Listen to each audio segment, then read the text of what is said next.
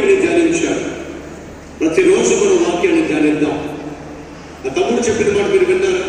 వాక్యం సరిగా చదివేవాడిని కాదు, కానీ బైబిల్ని మీరు పూర్తిగా చదువుతున్నారు. సంగమా, మీరు బైబిల్ని పూర్తిగా చదవాలి అని అంటే రోజుకు 4 అధ్యాయాలు చదవాలి.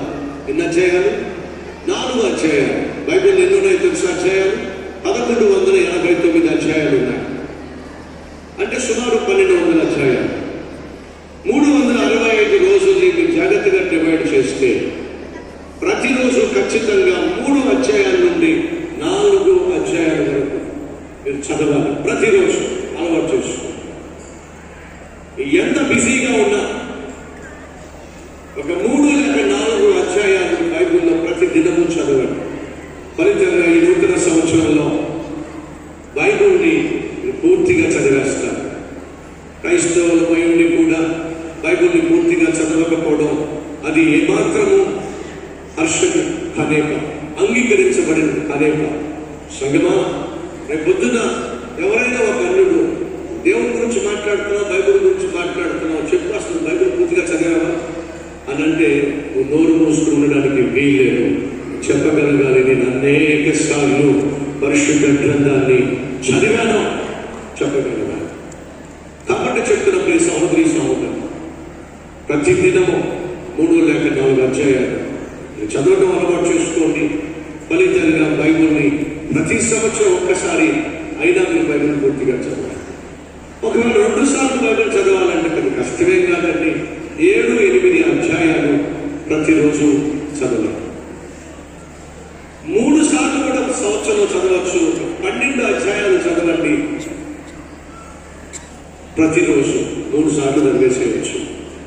ఒక పెద్ద ఆయన నా దగ్గరకు వచ్చాడు, వయసు 70 సంవత్సరాల పైగా. అతడు అన్యుడు. వాళ్ళ కుమారుడు రక్షించబడి వాళ్ళ నాన్నను మందిరానికి నడిపించాడు. కాబట్టి మందిరానికి వచ్చాడు. ఈ సంగమా వినండి, అలా వచ్చినటువంటి ఆ తండ్రి రక్షించబడిన తర్వాత కొంతకాలానికి నా దగ్గరకు వచ్చాడు. అడిగాను, అయ్యా బాగున్నారా? బాగున్నానండి. బైబిల్ చదువుతున్నారా? చదువుతున్నానండి. ఎలా చదువుతున్నారు? నెలకు ఒకసారి చదువుతున్నానండి. ఏమిటట? నెలకి ఒకసారి చదువుతున్నాడట. అప్పుడు నేను అన్నాను, అయ్యా నెలకు ఒక్కసారి బైబిల్ చదువుతాను కాదు, ప్రతిరోజు చదవాలి. ప్రతిరోజు మీరు బైబిల్ చదవాలి.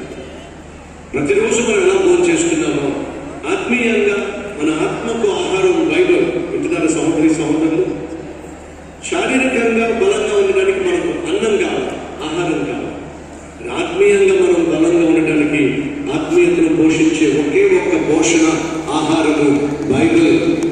ఈ బైబిల్ చదివితేనే మీ ఆత్మ వర్ధిల్లుతుంది, మీ ఆత్మ ఆరోగ్యంగా ఉంటుంది.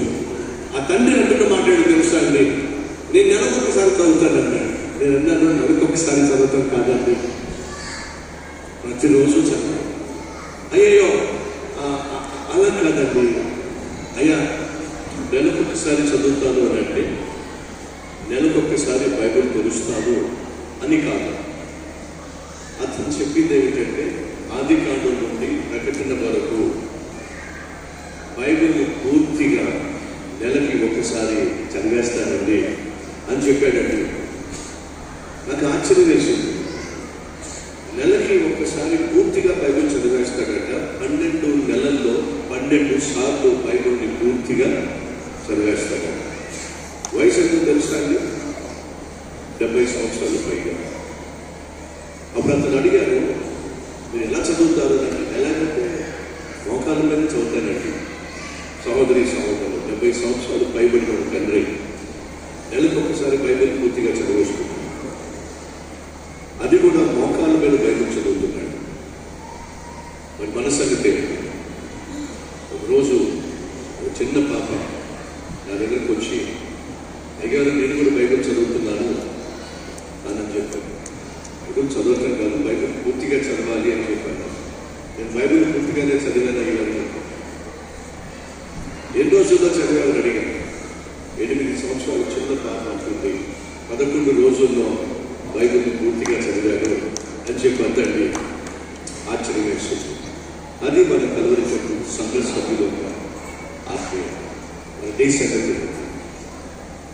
ఫలించాలన్నా, ఫలభరితమైన జీవితం జీవించాలన్నా దానికి ఆధారం పరిశుద్ధ గ్రంథం. ఈ పరిశుద్ధ గ్రంథాన్ని మనం నిర్లక్ష్యం చేస్తే మన జీవితాల్లో నిర్లక్ష్యమైపోతాం.